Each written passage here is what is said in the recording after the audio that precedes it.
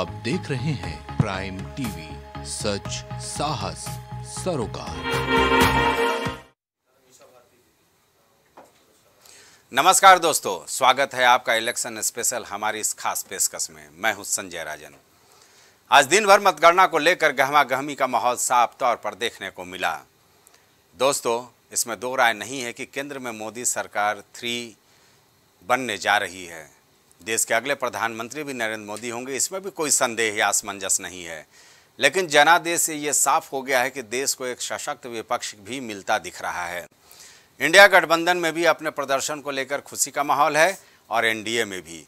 ये भारतीय लोकतंत्र की खूबसूरती है। लेकिन देश के सबसे बड़े सूबे की बात की जाए तो समाजवादी पार्टी एक बड़ी ताकत के रूप में उभरता हुआ नजर आ रहा है। समाजवादी पार्टी ने शानदार प्रदर्शन कर भारतीय जनता पार्टी के लिए एक बड़ी चुनौती खड़ी कर दी है।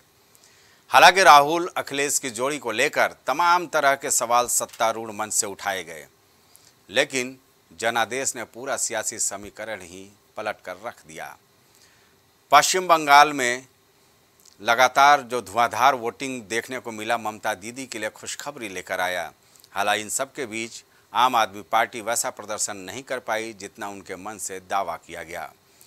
दिल्ली में बीजेपी एक बार फिर क्लीन स्वीप करने में कामयाब रही। तमाम तरह के सियासी गुणाभाग का दौर जारी है। एनडीए अपने घटक दलों के साथ लगातार संपर्क साधने में जुटी है। वहीं इंडिया गठबंधन की भी कल दिल्ली में अहम बैठक होने वाली है।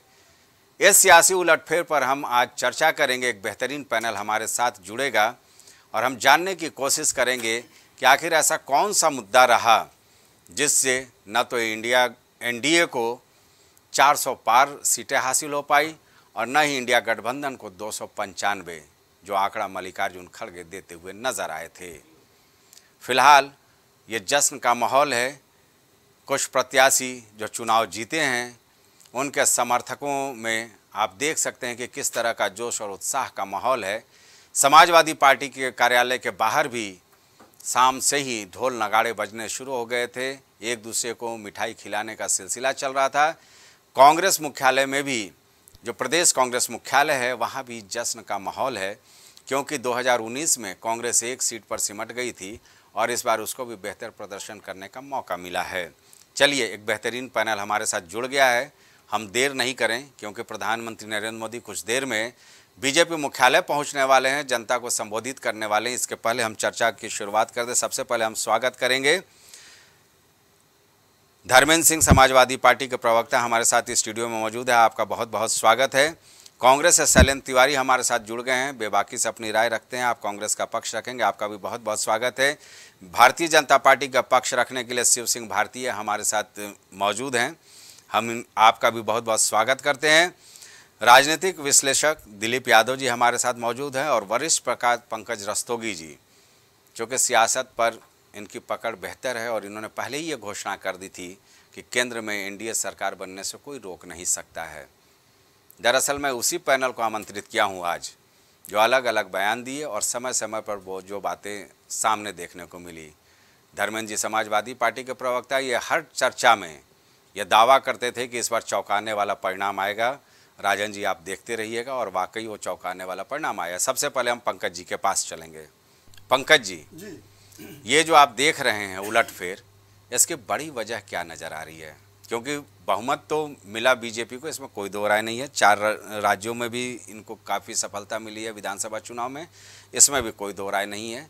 लेकिन ये जो परिणाम था, मैं सोच रहा था कि आज गणना करूंगा और 1 बजे के बाद जो है 350 प्लस में बीजेपी का आंकड़ा मैं देखूंगा, लेकिन ऐसा होता नज़र नहीं आया। इसकी वजह क्या रही, आपको क्या लगता है? देखिए, एक बात तय समझ लीजिए कि निश्चित रूप से बीजेपी का रथ जो है, 2 युवाओं ने उसको रोकने का काम किया है। राहुल गांधी और अखिलेश यादव ने उसको रोकने का काम किया है। अखिलेश यादव पे समाजवादी पार्टी के जो राष्ट्रीय अध्यक्ष हैं उनके ऊपर बराबर आरोप लगते रहे कि उन्होंने बार बार टिकट बदलने का काम किया, लेकिन उन्होंने, चूंकि वो उत्तर प्रदेश में ही चुनाव लड़ रहे थे, तो उन्होंने उन सीटों पे और बहुत तरीके से टिकट बदल के, मतलब ऐसे प्रत्याशी दिए कि जो जीतने में कामयाब हुए हों, और उसी का परिणाम रहा कि आज अखिलेश यादव की समाजवादी पार्टी 38 सीटों पे उत्तर प्रदेश में 80 में से 38 सीटें जीतने में कामयाब रही। और दूसरी चीज है कि कांग्रेस से उनका गठबंधन था, कांग्रेस ने भी 17 सीटों पे चुनाव लड़ा उत्तर प्रदेश में। उत्तर प्रदेश से ही लोकसभा का रास्ता जाता है और लोकसभा में जो उत्तर प्रदेश का प्रतिनिधित्व जिसका ज़्यादा होता है वही उत्तर देश की में सरकार बनाता है। इसका भी फायदा लेते हुए कांग्रेस ने 6 सीटें जीती।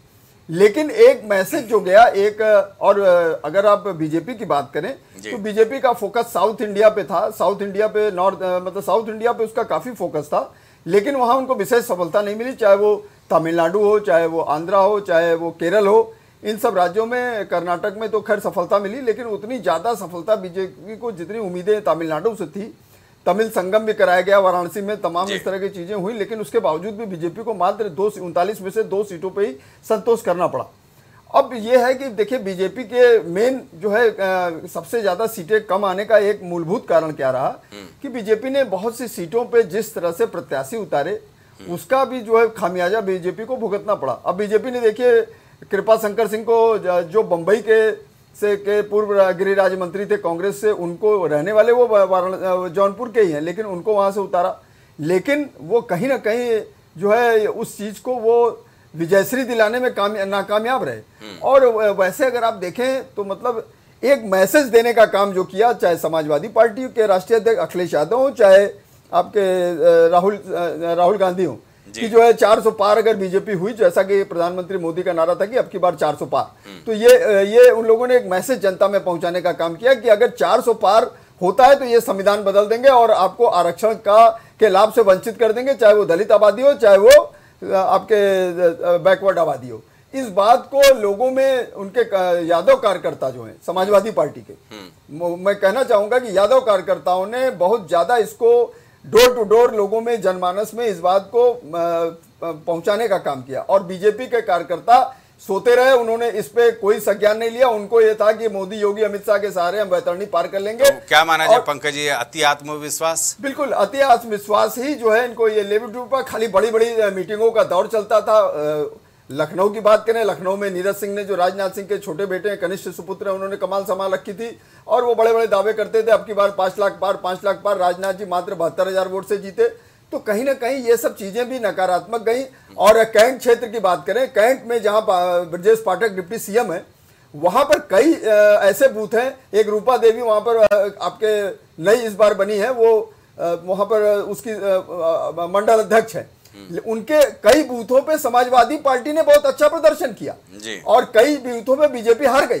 तो ये सब चीजें ये प्रदर्शित करता है कि समाजवादी पार्टी ने बहुत तरीके से, सुनियोजित तरीके से प्रत्याशी खड़ा करके चुनाव लड़ा और अति उत्साह में देश की सबसे बड़ी पार्टी, क्या विश्व की सबसे बड़ी पार्टी होने के बावजूद, कार्यकर्ताओं की बड़ी पार्टी होने के बावजूद, तमाम बैठकों के दौर करने के बावजूद, तमाम चिंतन शिविरों के दौर करने के बावजूद, ये लोग चाहे दलित हो, दलित वर्ग हो, चाहे बैकवर्ड कास्ट हो, उनमें ये संदेश पहुंचाने में नाकामयाब रहे कि ऐसा नहीं हो रहा है, कोई जो संविधान बदलने नहीं जा रहा, कुछ नहीं बदलने जा रहा। एक मिनट, प्रधानमंत्री मोदी ने जब तक इसकी कमान संभाली और जब तक कहा, तब तक 2-3 चरण का चुनाव हो चुका था और उसका नतीजा रहा कि आप देखिए जो बसपा का 19% वोट बैंक था वो घट के 9% आ गया। वो 10% वोट जो है समाजवादी पार्टी के खाते में चला गया, शिफ्ट हो गया।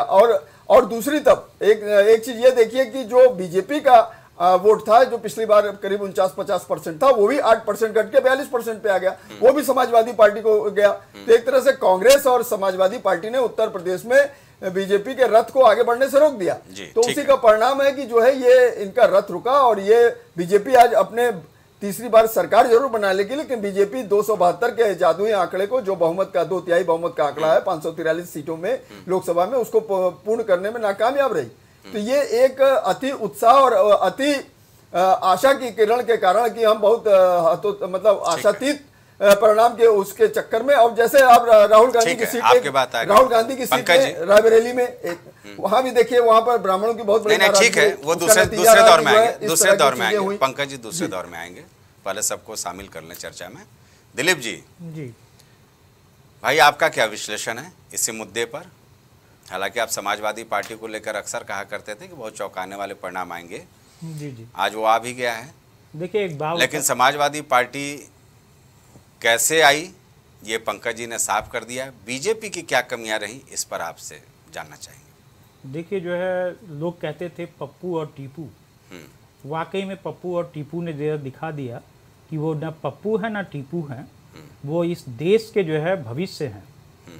और जो 400 पार का आंकड़ा जो है 400 पार जो है कह रहे थे। नो डाउट जो है सरकार बना लेंगे, जो है जैसा पंकज जी ने कहा सही बात है, लेकिन जो है जो 272 का आंकड़ा था जो है इंडिविजुअल जो है भारतीय जनता पार्टी के लिए वो जो है नहीं रहा। और इनमें जो खामियां रही, अति उत्साह, इनके जो है जो बूथ लेवल का है जो संगठन का काम है, वो सिर्फ यही 2-4 चेहरे जो है मोदी योगी, यूपी में योगी, मोदी और अमित शाह, इन्हीं के चेहरों पे खेलते रहे। और जिस तरह से जो है वोट प्रतिशत इनका गिरता गया, जो है अखिलेश यादव और जो है राहुल गांधी ने जो लोगों के बीच में गए हैं, उसी का नतीजा है कि जो है अखिलेश यादव की जो है 38 सीट आ गई और जो है कांग्रेस की जो है 6 सीटें आई है। नहीं दिलीप जी, लेकिन एक बात तो ध्यान देना होगा ना जी भाई, योगी आदित्यनाथ ने रिकॉर्ड बनाया, 159 रैलियां की। जी जी। इसके अलावा कई ऐसे सम्मेलन हुए, उसकी अगर गणना कर ली जाए तो ये 200-250 के करीब पहुंच जाता है। जी जी। अखिलेश यादव तो उनके तुलना में सिर्फ 54 रैलियां की, 38 लोकसभा के लिए वो गए थे। जी जी। तो कुल मिलाकर के उन्होंने जनता के बीच जाने में तो कोई कसर नहीं छोड़ी, क्योंकि दोनों डिप्टी सीएम का अगर जोड़ लें हम जनसभाएं और उनका जनसंपर्क अभियान, कैबिनेट मंत्रियों का जोड़ लें, या फिर अमित शाह जी का यूपी दौरा, नड्डा जी का यूपी दौरा, प्रधानमंत्री नरेंद्र मोदी ने एक रिकॉर्ड बनाया, कीर्तिमान स्थापित किया, तो जनसंपर्क करने में तो वो भी पीछे नहीं रहे। लेकिन हमें लगता है कि मुद्दों को लेकर के कहीं कुछ इस तरह की बात आई क्या? हाँ, मुद्दों के लिए जो है जैसे जिस प्रकार से जो है राहुल गांधी ने जो है और अखिलेश यादव ने जो है अग्निवीर को लेके, इसके अलावा जो है बेरोजगारी को लेके, महंगाई को लेके, और जो यहाँ पे जो है उत्तर प्रदेश में, पूरे देश में जो है जो कांड हो रहे हैं, हत्या, बलात्कार, ये सब का, मणिपुर का जो है फैक्टर्स भी रहा है, इसको जो है जन जन तक पहुँचाया। और सबसे बड़ी बात की जो है 15 लाख जो है तीसरी 2 बार हो गया, तो लोग बदलाव की स्थिति में आ गए थे। और कोशिश भी किया है, जनता ने जो है कोशिश किया है कि जो है एक मजबूत विपक्ष दिया है। और निश्चित तौर पे जो है लोगों तक जो है जो भारतीय जनता पार्टी के जो है एजेंडे में था, जो है 2014 के, जो है 2019 के, और जो है अभी जो इन्होंने वो किया है, उसी का परिणाम रहा है कि जो है लोग इनकी बातों से जो है इतर हो गए। वो जान गए कि जो है ये सरकार जो है सिर्फ जो है लफाजेबाजी करती है, ये जो है सिर्फ जो है जुमलेबाजी करती है और लोगों को बरगला के जो है शासन सत्ता में आना चाहती है। इसी वजह से बदलाव की स्थिति जो है जो बनी है, वो लोग जो है बदलाव के लिए जो है तैयार रहे, और उसी का नतीजा है कि जो है 227 इंडिया गठबंधन जो है ले आई। ठीक है शिव सिंह भाई, इसमें कोई दो राय नहीं है कि केंद्र में एनडीए की सरकार बन रही है। अब से थोड़ी देर बाद हम लोग प्रधानमंत्री को भी सुनेंगे, दिल्ली मुख्यालय वो पहुंचने वाले हैं। लेकिन उत्तर प्रदेश में ये परिणाम आएगा, ये तो चौंकाने वाला है ना, कहीं तो कमियां रह गई।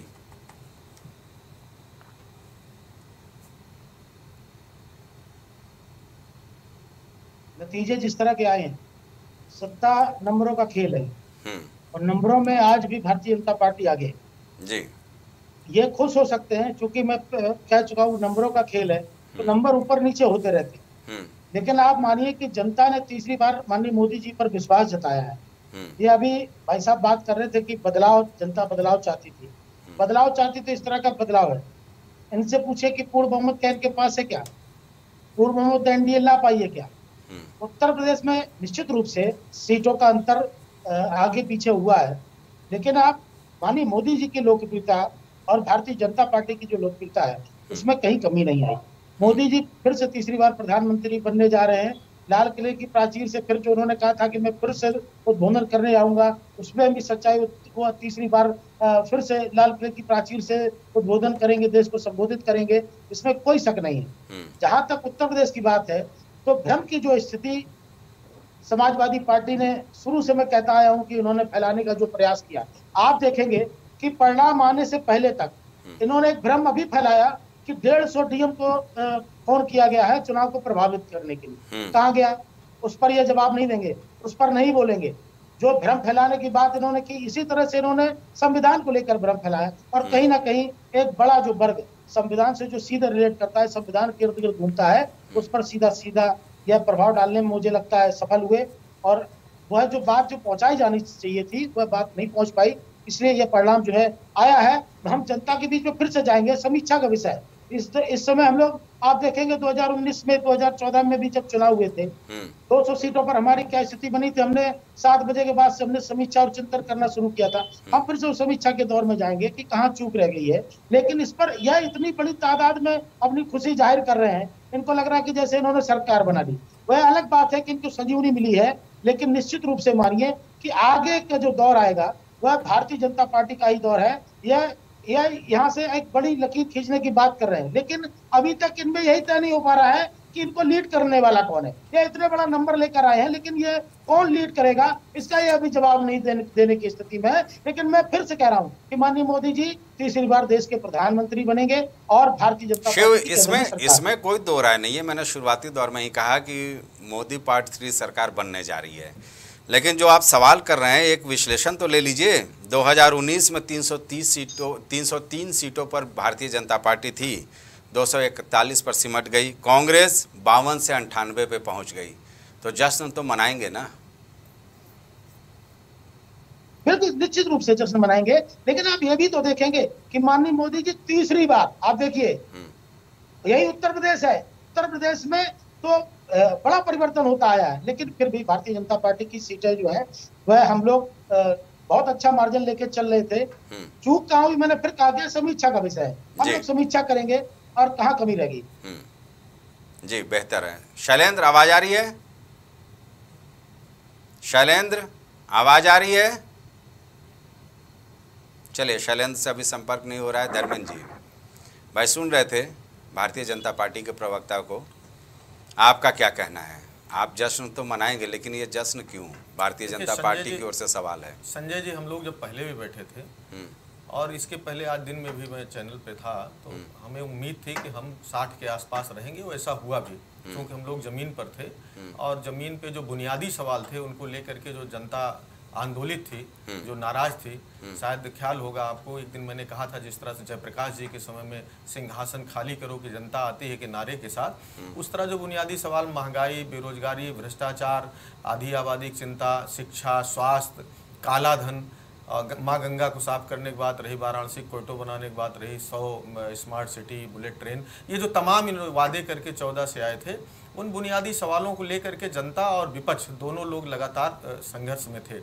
भारतीय जनता पार्टी चूंकि मुद्दे से भटकाने में माहिर है, सपने दिखाने में माहिर है, लेकिन इस बार अच्छा रहा। उत्तर प्रदेश की जनता को हम धन्यवाद विशेष रूप से देंगे कि हमने विश्वास व्यक्त किया और मुद्दे से नहीं भटके, इनके भटकाव में, इनके सपने में वो फंसे नहीं, उसको जो है इन्होंने स्वीकार नहीं किया। देखिए प्रधानमंत्री जी तमाम बातें किस तरह से मटन, मछली से लेकर के पाकिस्तान से लेकर के मंगलसूत्र और मुजरा तक आ गए थे, लेकिन फिर भी जनता कंसोलिडेट तरीके से उनसे बुनियादी सवाल करती रही, जिसका परिणाम रहा। अभी देखिए, जिसको ये सबसे बड़ा मुद्दा बनाते थे हर डिबेट में, ये जो सुप्रीम कोर्ट के आदेश पर मंदिर बना है उसको जरूर लेके आते थे।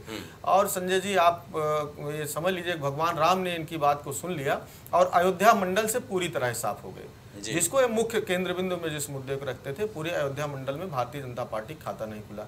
अभी जो हमारे वरिष्ठ साथी रस्तोगी जी बता रहे थे, जिस तरह पहले, दूसरे, तीसरे के बाद मोदी जी ने कमाल संभाली, चाहे संविधान की बात हो, संविधान की बात हम लोग हवा में लेके नहीं जा रहे थे। परंपरागत तरीके से देखिए किस तरह से संवैधानिक संस्थाओं का गला घोटने काम कर रही थी सरकार। चंडीगढ़ के अंदर मेयर के चुनाव में किस तरह कैमरे के अंदर धांधली किया, सुप्रीम कोर्ट को एक्शन लेना पड़ा, वो भी लोगों ने देखा। किस तरह से जो तमाम संवैधानिक संस्थाएं, चाहे निर्वाचन आयोग हो, चाहे सीवीसी हो, चाहे सीआईसी हो, चाहे यूपीएससी हो, सब में भारतीय जनता पार्टी ने एक अघोषित तरीके से उसको कैप्चर करके जेब में रखने का काम किया हो। चाहे इनके तमाम सांसद, चाहे वो हेगड़े साहब रहे हों, चाहे लल्लू सिंह जी रहे हों, चाहे सांसद के प्रत्याशी जो आज सांसद हो गए अरुण गोविल जी रहे हों, चाहे राजस्थान की वरिष्ठ नेता, एक उप मुख्यमंत्री जो संवैधानिक पदों पर हैं, वो लोग लगातार जनता से कह रहे थे 400 हमको दीजिए, हमको संविधान बदलना है। तो हम कहीं से अपने मन से नहीं ले आए, जिस तरह से ये अपने मन से आरोप लगा रहे थे, कहीं एजेंडे में नहीं रहा। भारतीय जनता पार्टी के साथी से पूछिएगा कि किसके एजेंडे में लिखा था कि वो किसी का हक छीन के किसी और को दे देंगे, किसके एजेंडे में था कि मंगलसूत्र छीन करके दूसरे को दे देंगे, किसके एजेंडे में था कि भैंस 2 होगी तो एक खोल ले जाएंगे, दूसरे को दे। तो जिस तरह से बौखलाहट प्रधानमंत्री जी की दिख रही थी, हिंदी भाषी क्षेत्र विशेष करके उत्तर प्रदेश की महान जनता ने मन बना लिया था कि इनके कुशासन से मुक्ति हो जाएगी। अब थोड़ी सी जो कमी रह गई उसको भी हम बताते हैं। देखिए तमाम मशीनरी जिनके पास थी, हम लोग कम संसाधनों के साथ जनता के भरोसे चुनाव लड़ रहे थे, लेकिन चूंकि मैंने पहले कहा कि ये भटकाव में माहिर लोग हैं, भटकाव तमाम संस्थाओं का प्रयोग करके बहुत नॉमिनल वोटे से कुछ सीटें जरूर बढ़ा ले गए। लेकिन ये देखिए नैतिक रूप से जिसको 10 साल का लंबा कार्यकाल मिला हो, पूर्ण बहुमत का, प्रचंड बहुमत का, उसको अगर पूर्ण बहुमत की सरकार नहीं बनती है, उसको पूर्ण बहुमत नहीं मिलता है, जनता ने उनको अगर जनादेश नहीं दिया तो नैतिक रूप से उनको इस्तीफा दे करके ये कहना चाहिए कि चूंकि मैं प्रचंड बहुमत के साथ 10 साल सत्ता में रहा और जन आकांक्षाओं पर खरा नहीं उतरा, जनता ने मुझे बहुमत नहीं दिया, इसलिए अब मैं इस्तीफा दे करके किसी दूसरे को अवसर देता हूँ। नहीं। और एक बात मैं 30 सेकंड में बात पूरी करूंगा। जिस तरह से आदरणीय अखिलेश यादव जी का चेहरा पूरे देश के अंदर सराहा जा रहा है और स्वीकार्य है, बड़ी बात नहीं है। मैं अब ये मत कहिएगा कि समाजवादी पार्टी के वर्कर के नाते, प्रवक्ता के नाते मैं बोल रहा हूँ, लेकिन जो नौजवानों की स्थिति है, जो इसके पहले उनके काम, उसको देखते हुए अगर इंडिया गठबंधन में हो सकता है इस पर भी सहमति बने, चूंकि अखिलेश जी के रिश्ते आदरणीय नीतीश जी से, आदरणीय चंद्रबाबू नायडू जी से, बंगाल की ममता बनर्जी से पूरा देश जानता है कि कितने मधुर हैं, तो कोई नया समीकरण कल तक उत्पन्न हो सकता है और इंडिया गठबंधन सरकार बन। प्राइम टीवी पे आप नीचे ब्रेकिंग भी देख रहे हैं कि अखिलेश यादव को ये जिम्मेवारी दी गई है कि चंद्रबाबू नायडू और ममता बनर्जी से वो बात करेंगे। तो ये देश चलिए संभावनाओं का है, अभी तो गुड़ा भाग और सियासी समीकरण बैठाने बिगाड़ने की कोशिश होगी। शैलेंद्र आवाज आ रही है?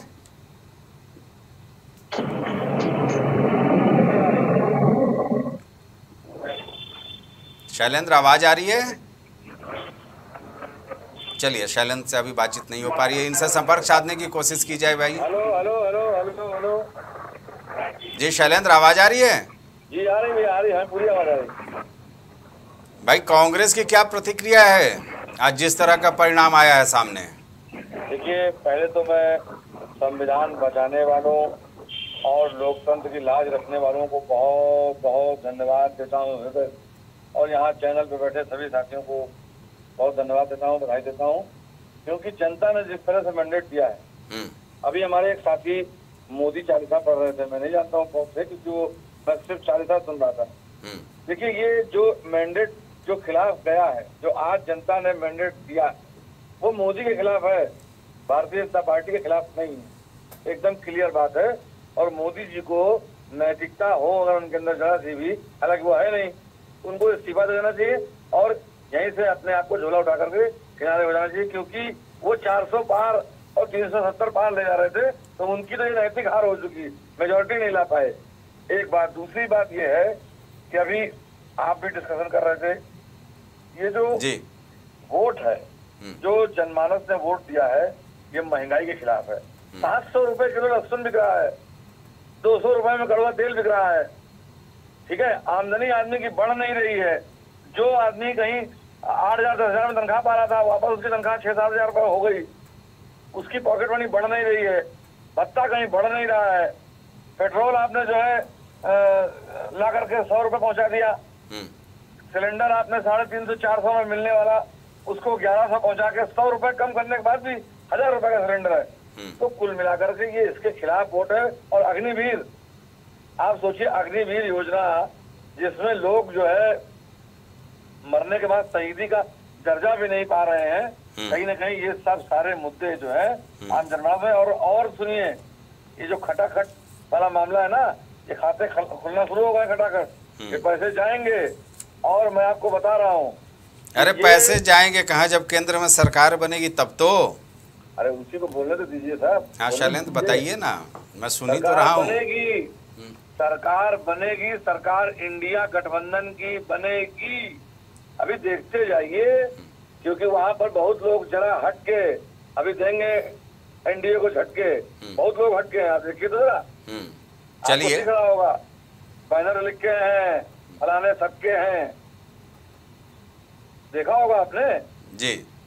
हाँ, तो तमाम लोग जो है इस व्यवस्था में है। और ये मैंडेट जो आया है, ये वास्तविकता में एकदम जान के लिए कि ये मोदी के खिलाफ है। अब मोदी चालीसा कोई पढ़ता रहे, उसके लिए कोई फर्क नहीं पड़ता है, क्योंकि ये यहाँ पर सरकार के नाम पर कोई था तो मोदी सरकार, अब की बार मोदी सरकार, इस बार मोदी सरकार, उस बार मोदी सरकार, दाहिने मोदी सरकार, बाएं मोदी सरकार, नीचे वो मोदी सरकार, ऊपर मोदी सरकार। बची जगह कहीं किसी की कोई और था, किसी का कहीं नाम था ना, केवल मोदी सरकार। तो जो मोदी चालीसा थी उसका अध्याय समाप्त हो गया है, इतिश्री हो गई है। बस थोड़ा वक्त है, थोड़ा इंतजार कीजिए। और अब देखिए, आपने इससे पहले भी कवरेज देखे होंगे, अभी तक इन्होंने रिजल्ट नहीं डिक्लेयर किए हैं। क्यों भाई? ऐसी स्लो प्रक्रिया क्या मतलब है भाई? जहाँ जहाँ गणना होती जा रही है रिजल्ट आता जा रहा है शैलेंद्र जी। सर बहुत डिले, आपको नहीं लगा डिले हुआ? आप बताइए ईमानदारी से, इससे पहले पिछली सरकार में कितने में हो गया था रिजल्ट? ये आप खुद देख लीजिए।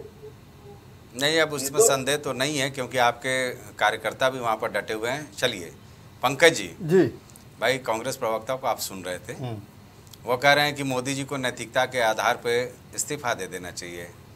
ये क्या बात हुई? एनडीए तो 298 के आसपास चल ही रहा है, सरकार तो उनकी बन ही रही है, तो इस्तीफा किस बात? नहीं, बिल्कुल नहीं, इस्तीफा देने का कोई प्रश्न नहीं होता। ये तो बात नहीं है, क्योंकि सबसे बड़ा दल जो है बीजेपी है। बीजेपी को 242 सीटें, जो अभी 242 243, अभी तो खैर काउंटिंग चल रही है। जी। तो राष्ट्रपति भी जो है सबसे बड़े दल को ही न्योता देती है, ऐसी संविधान में भी परंपरा है। और एनडीए का तो 298 का आंकड़ा है। और रहा सवाल नीतीश कुमार या चंद्रबाबू नायडू, अखिलेश यादव किसी से भी बात कर लें, वो जाने वाले नहीं। 12 सीटों जनता दल यूनाइटेड की है और नीतीश कुमार प्रधानमंत्री नहीं बन पाएंगे। जो उनका मेन ईगो था कि मैं प्रधानमंत्री बन जाऊं, तो 12 सीटों पाने वाले व्यक्ति जो है वो प्रधानमंत्री नहीं बन जाएंगे, क्योंकि इंडी गठबंधन के सर्वाधिक सीटें कांग्रेस की हैं। सर्वाधिक सीटें, सर एक मिनट रुक जाइए, सर्वाधिक सीटें अगर इंडी गठबंधन की बात आएगी तो व्हाई नॉट राहुल गांधी?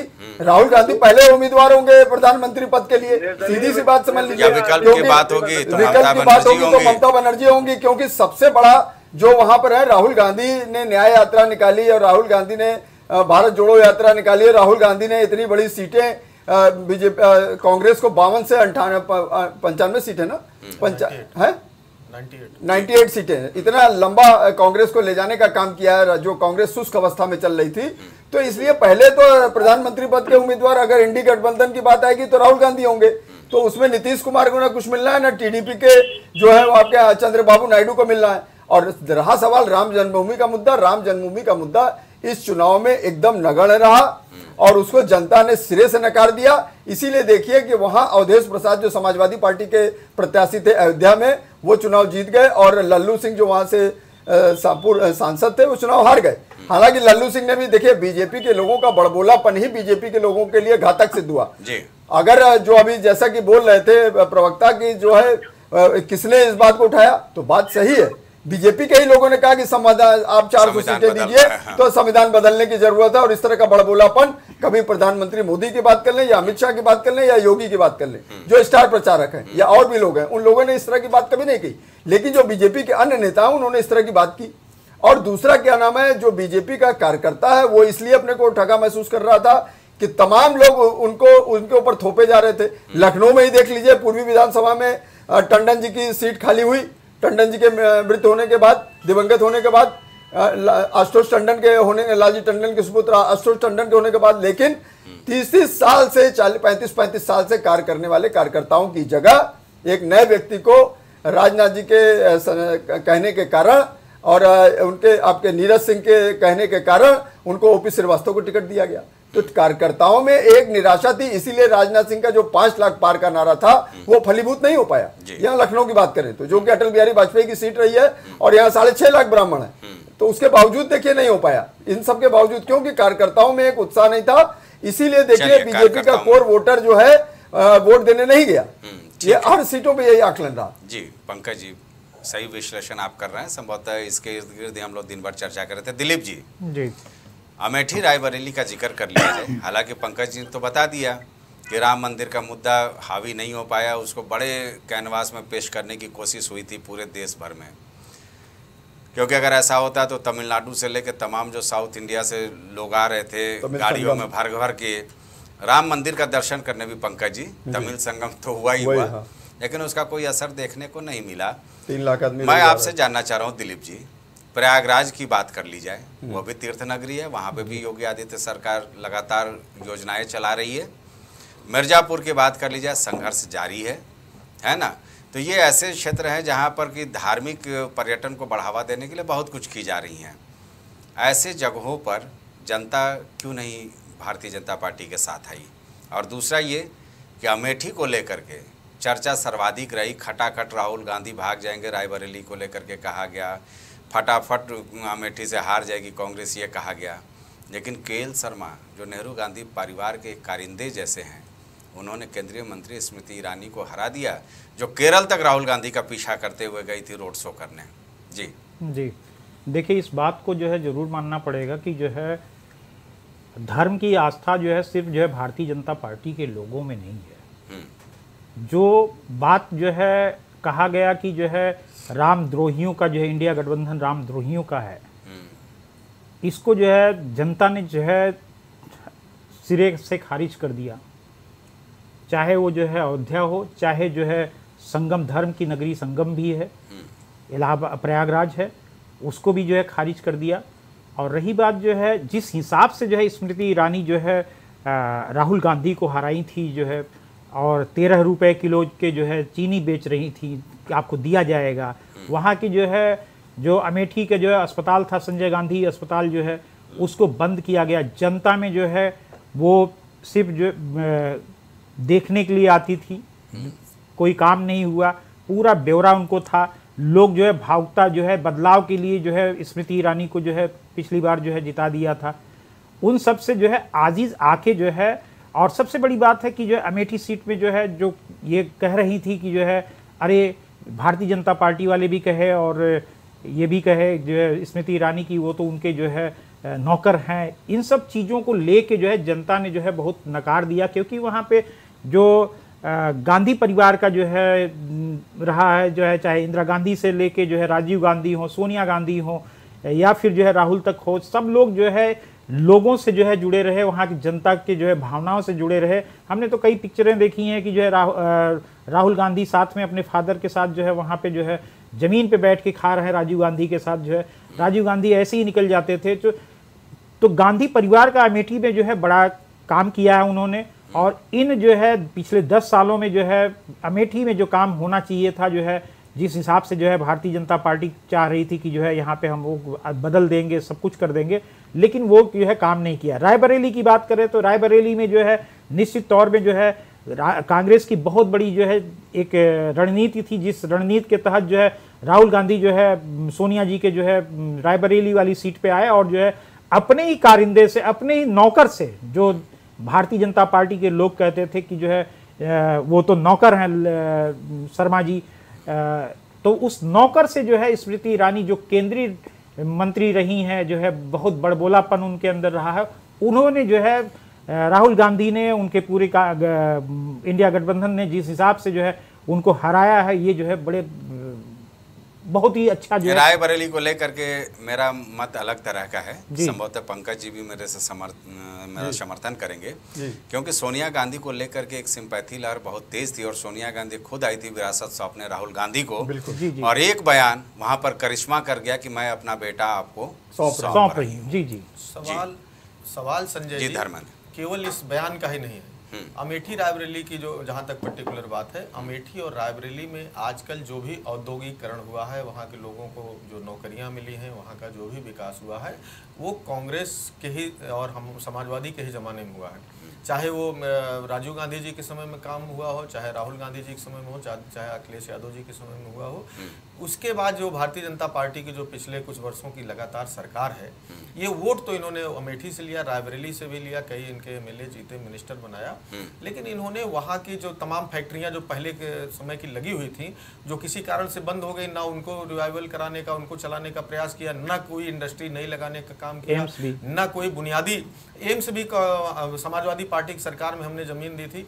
केंद्र में कांग्रेस की सरकार थी, उन लोगों का प्रपोजल था, बल्कि वो एक ही एम्स की बात हो रही थी, तो उसी उन्हीं के कहने पर दूसरे, चाहे गोरखपुर का एम्स हो, वो भी हम ही लोगों ने जमीन उस समय समाजवादी पार्टी का आदरणीय अखिलेश यादव ने जमीन दी थी। तो सवाल ये जो महत्वपूर्ण अमेठी रायबरेली के लोग जानते थे कि हमारे यहाँ जो भी विकास डेवलपमेंट हुआ है या होगा, वो समाजवादी पार्टी और कांग्रेस ही करेगी, इंडिया गठबंधन। तो एक बड़ा फैक्टर ये था। फिर राहुल जी आए, राहुल जी को अमेठी भी मांग कर रही थी, रायबरेली भी मांग कर रही थी कि हमारे यहाँ लड़े। और अमेठी के लोग तो मन बना के बैठे थे कि हमको केवल बुनियादी सवालों को ही नहीं जिताना है, हमको केंद्र सरकार, अमेठी सहित में उसमें उत्तर प्रदेश पूरा जोड़ लूं, हमको केंद्र सरकार और उनके मंत्रियों के अहंकार को भी हराना है। तो अमेठी ने जो है जहां बुनियादी सवालों को जिताया, बुनियादी मुद्दों को ऊपर रखा, वहीं जो अहंकारी मंत्री थी उनकी हराई। और अहंकार का आलम यह था कि आप देखिए इस सरकार के 4-5 बड़े मंत्री जो उत्तर प्रदेश के अंदर, चाहे अजय मिश्रा टेनी हो, जिनके ऊपर किसानों के ऊपर गाड़ी चढ़ाने का आरोप लगा था, लेकिन इनको केंद्र सरकार ने, मोदी जी और अमित शाह जी ने अपने मुकुट में धारण किया हुआ था, उनको जनता ने हराने का काम किया। कौशल किशोर जी देखिए आपके यहाँ बगल से मिनिस्टर थे, कितना कंट्रोवर्सी थी, उनको हराने का काम किया। स्मृति ईरानी जी बड़ी मंत्री थी, उनको हराने का काम किया। तो महेंद्र नाथ पांडे जी जो यहाँ के प्रदेश अध्यक्ष और मिनिस्टर रहे, उनको हराया। साध्वी निरंजन ज्योति को हराया। और उत्तर प्रदेश सरकार के कई मंत्री जो चुनाव लड़े वो भी हार गए, उसमें चाहे रायबरेली का दिनेश सिंह हो, चाहे जयवीर सिंह हो, मैनपुरी के।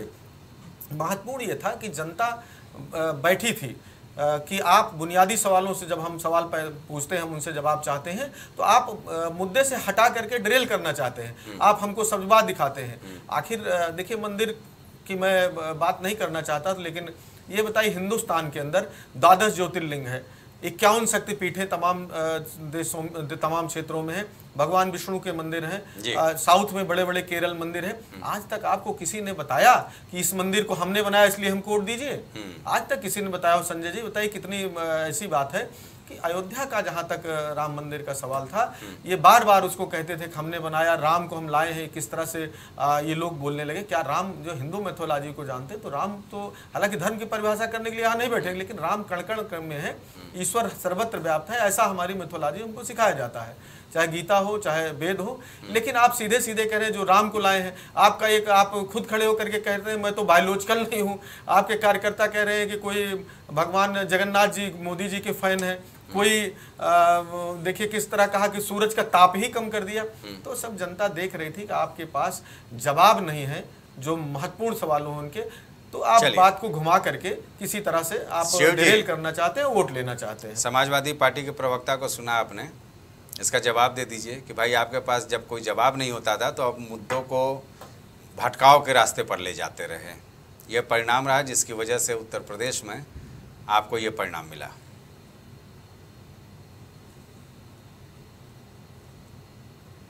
इनका खुश होना लाजमी है, क्योंकि यह नंबर के खेल में बढ़ चुके हैं, तो इनका खुश होना लाजमी है। लेकिन आप निश्चित रूप से मानिए, मुद्दों को जिस तरह से भटकाया गया, उत्तर प्रदेश की राजनीति को आप बहुत अच्छे से समझते होंगे। उत्तर प्रदेश की राजनीति कुछ अलग प्रकार की है। आप देखिए 5 साल भ्रम की राजनीति करके बसपा और सपा खेल खेलती रही। इन्होंने इस बार भी उसी तरह का खेल खेलना चाहा, लेकिन आप निश्चित रूप से मानिए, जो इन्होंने यह जनता के बीच में डर दिखाने का काम किया था, कहीं ना कहीं उस खेल में ये आगे निकले और इस वजह से सीटों का जो है अंतर है इधर का उधर हुआ है। लेकिन आप निश्चित रूप से मानिए कि देश की जनता ने, आप ऑल ओवर देखेंगे, हम क्लीन स्वीप भी किए हैं, कहीं पूरा प्रदेश क्लीन स्वीप किए हैं, आप उन पर भी चर्चा करिए। देखिए माननीय मोदी जी से हम पूरा देश बहुत बड़ी अपेक्षा रखता है, ठीक है। आज हम मैंडेट पाने के बाद भी और ये हमको जवाब देना पड़ रहा है कि हम लूज कर गए, हम ये कर गए। अरे गठबंधन होता है, गठबंधन किस लिए बनता है? इनका भी जो गठबंधन बना है वो वोट ऑफ नंबर उतने पा गया है, वो खुश हो रहा है। हम वोट ऑफ नंबर, हम तो जो आंकड़ा बहुमत का होना चाहिए उससे कहीं ज्यादा है। उसके बाद भी इस तरह की बातें करना कि इनके पास जवाब नहीं होता था, ये मुद्दों को भटकाने का काम करते थे। हम जिन मुद्दों पर चुनाव लड़े, जनता हमारे साथ आई, हमको जनता ने बहुमत दिया है, हम सरकार बनाने वाले हैं, इस पर समीक्षा की जानी चाहिए। अब आप आज भी वही रट लगाए हैं कि मुद्दों को भटकाने का काम किया, मुद्दों को भटकाने का काम किया। देश की जनता फिर से माननीय मोदी जी के साथ है, प्रधानमंत्री माननीय मोदी जी बनने वाले हैं। ये बहुत अच्छी तरह से जितनी जल्दी समझ जाएं, इनके लिए अच्छी बात है। ठीक है शैलेंद्र जी भाई, आप सवाल क्यों खड़े करो? भारतीय जनता पार्टी अगर इंडिविजुअल देखा जाए तो वो आपसे 2.5 गुना ज्यादा सीटों पर है आज भी। समाजवादी पार्टी में जरा भी नैतिकता बची हो तो उनको तत्काल प्रभाव से इस्तीफा दे देना चाहिए। क्यों? राम, मैं यही तो जानना चाह रहा हूँ, क्यों? बता रहे हैं आपको। क्योंकि राम, प्रभु श्री राम, जिनको ये प्रदर्शनी लगा करके भेज रहे थे, प्रभु श्री राम की जो है आस्था के हम जो बेच रहे थे, वहाँ भी राम जी ने जो है इनको जवाब दिया, इनको मटिया मेट कर दिया। ठीक, जहाँ वो जो है हमारे गांव में कहावत है, गई भैंस पानी में, वो जो भैंसे खोल रहे थे उनको भी जवाब दिया। यहाँ तक कि भारत के प्रधानमंत्री को भी जवाब दिया है बनारस में। यहाँ लखनऊ में भी 5 लाख पार का नारा दे रहे थे, उनको भी जवाब दिया है। महोना में भी, मोहनलालगंज यहाँ सीट है, उस पर भी जवाब दिया है।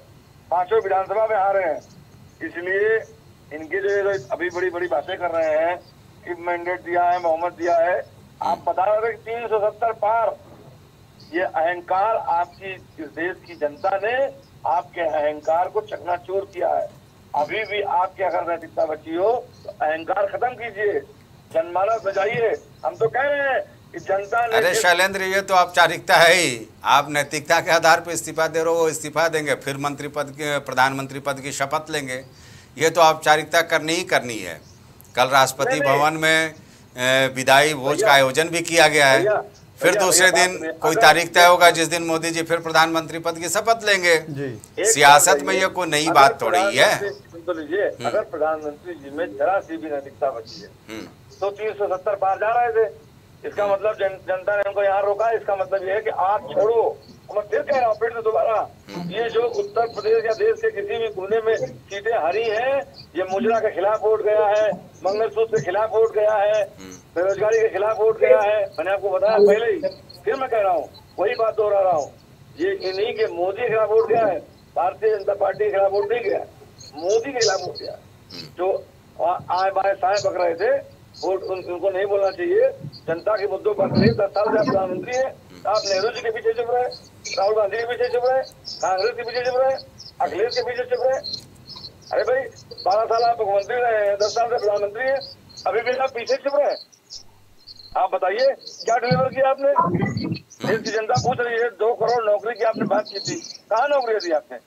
अब चलिए शैलेंद्र, सवाल तो मेरे जहन में भी ये आता है कि आप लोगों ने जो 5 न्याय की बात कर दी, केंद्र में सरकार नहीं आ रही है, तो वो 5 न्याय कैसे पूरा होगा जिन लोगों ने आपको पूरा समर्थन किया? अभी कुछ कहना जल्दबाजी है, मगर मैं यहाँ से दावे से कह रहा हूँ। शैलेंद्र, रोकना पड़ेगा 2 मिनट। कोई बड़ी खबर आ रही है, सबसे पहले अपने दर्शकों को बता दें। प्रधानमंत्री नरेंद्र मोदी का एक नया ट्वीट आया है। प्रधानमंत्री मोदी ने ट्वीट किया है, देश में एनडीए पर तीसरी बार जताया है विश्वास। देश ने एनडीए पर जताया है तीसरी बार विश्वास। ये प्रधानमंत्री नरेंद्र मोदी का ट्वीट आया है, जो आपसे थोड़ी देर बाद ही भारतीय जनता पार्टी मुख्यालय पहुंचेंगे। भारत के इतिहास में एक अभूतपूर्व पल है। निश्चित तौर पर प्रधानमंत्री नरेंद्र मोदी का ये ट्वीट आया है, जो आपके स्क्रीन पर हम दिखाने की कोशिश कर रहे हैं। मैं इस स्नेह और आशीर्वाद के लिए अपने परिवारजनों का नमन करता हूँ। ये प्रधानमंत्री नरेंद्र मोदी ने ट्वीट किया है। एक्स पर उन्होंने लिखा है, प्रधानमंत्री नरेंद्र मोदी का ये ट्वीट आया है देशवासियों के लिए। तो निश्चित तौर पर चूँकि एनडीए की सरकार बन रही है, इसमें कोई दो राय नहीं है, असमंजस भी नहीं है। हालांकि थोड़ी देर बाद भारतीय जनता पार्टी मुख्यालय पहुंचने वाले नरेंद्र मोदी। राहुल गांधी ने दोनों सीटों से जीत दर्ज कर ली है। यह दूसरी बड़ी खबर आ रही है, आपको दिखा रहा हूं प्राइम टीवी स्क्रीन पर। रायबरेली और वायनाड से राहुल गांधी ने जीता है चुनाव। ये दोनों सीटों पर राहुल गांधी को चुनाव जीतने में कामयाबी मिली है। उनका न्याय यात्रा सफल कहा जा सकता है। रायबरेली में 3,90,030 मतों से राहुल गांधी जीते हैं। निश्चित तौर पर एक बड़ा मार्जिन कहा जाएगा। अपने विश्लेषकों से मैं जानने की कोशिश करूंगा। पीलीभीत से बीजेपी प्रत्याशी ने दर्ज की है जीत। यह भी बड़ी बात आ रही है खुल करके। पीलीभीत से जितिन प्रसाद 1,64,935 वोटों से जीते हैं। यहाँ से वरुण गांधी का टिकट काट करके जितिन प्रसाद को दिया गया था, जो योगी सरकार में कैबिनेट मंत्री हैं। वरुण गांधी का टिकट काट करके इनको दिया गया था, जैसा कि मैंने बताया। पंकज जी, भाई मोदी जी के जीत का जो मार्जिन है, उससे कहीं ज़्यादा मार्जिन रायबरेली में राहुल गांधी की जीत का है। क्या यह संदेश कुछ देगा क्या? देखिए, रायबरेली हो और अमेठी हो, ये दोनों जिताने का श्रेय मैं प्रियंका गांधी को देता हूँ। प्रियंका गांधी जब से वहाँ गए, प्रियंका गांधी ने कहा था कि जब तक जीत नहीं दिला दूंगी तब तक मैं वहाँ से नहीं जाऊंगी। और प्रियंका गांधी ने वहाँ डोर टू डोर कैंपेन किया। 62 किलोमीटर की दूरी है अमेठी और रायबरेली में। प्रियंका गांधी दोनों जगह जो है कैंपेन करती थी और कड़ी मेहनत के साथ उन्होंने वोट मांगे और जनमानस को समझाने का प्रयास किया। उसी का परिणाम रहा कि स्मृति ईरानी को धूल चटाने का काम अगर किया तो वो कांग्रेस ने किया, क्योंकि स्मृति ईरानी ने बहुत बड़ी बड़ी बातें की, तमाम इस तरह के चीजें कही जो उनके लिए घातक सिद्ध हुई और जनमानस ने भी उनको नकार दिया। उनकी बातों से लोगों, भले उन्होंने वहां मकान खरीद लिया, उन्होंने कहा कि मैं वहाँ यहाँ की वोटर हो गई हूँ, मैंने यहाँ मकान निवास ले लिया, मैं परमानेंट यहाँ रहूंगी, तमाम तरीके की बातें उन्होंने कही, लेकिन जनमानस को कहीं ना कहीं से उनके ऊपर भरोसा नहीं था। पिछली बार वो 40,000 वोटों के मार्जिन से जीती थी, उन्होंने राहुल गांधी को मात्र 40,000 वोटों से अमेठी से हराया था 2019 में। लेकिन इस बार उनको जो है इतने 1 लाख से अधिक वोटों से हारना पड़ा केएल शर्मा से, जो राहुल गांधी परिवार के बहुत निकटस्थ माने जाते हैं और गांधी परिवार के, उनसे हारना पड़ा। तो ये एक बहुत बड़ा वो मिराकल हुआ कि ऐसी उम्मीद नहीं की जाती थी कि स्मृति ईरानी हार जाएंगी। और ये इसके लिए प्रियंका गांधी ने बहुत कड़ी मेहनत की। प्रियंका गांधी दोनों सीटों पे पुरजोर रात दिन एक किए हुई थी, उसका परिणाम सार्थक परिणाम देखने को आया और दोनों सीटों पे कांग्रेस को विजयश्री मिली। संक्षेप में, क्योंकि बड़े नेताओं का जीत हार एक बड़ा संदेश देता है पूरे देश के लिए। निश्चित तौर पे देखिए, जिस हिसाब से जो है कांग्रेस का ग्राफ बढ़ा है, इसमें जो है नो डाउट जो है एनडीए गठबंधन मोदी तीसरी बार प्रधानमंत्री बनने जा रहे हैं। अभी मतलब ये कयास लग रहा है, कुछ भी हो सकता है, लेकिन भारतीय जनता पार्टी और नरेंद्र मोदी का जो चेहरा है उसको लोगों ने जो है कम आंका है, गिरावट आई है, जिसका परिणाम है कि इंडिया गठबंधन जो है इतना भारी मार्जिन से लीड ले रहा है।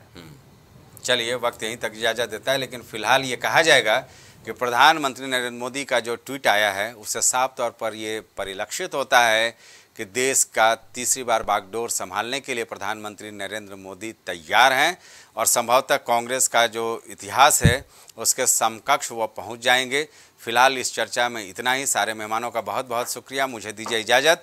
थोड़ी देर में प्रधानमंत्री नरेंद्र मोदी भारतीय जनता पार्टी कार्यालय मुख्यालय पहुंचेंगे दिल्ली में।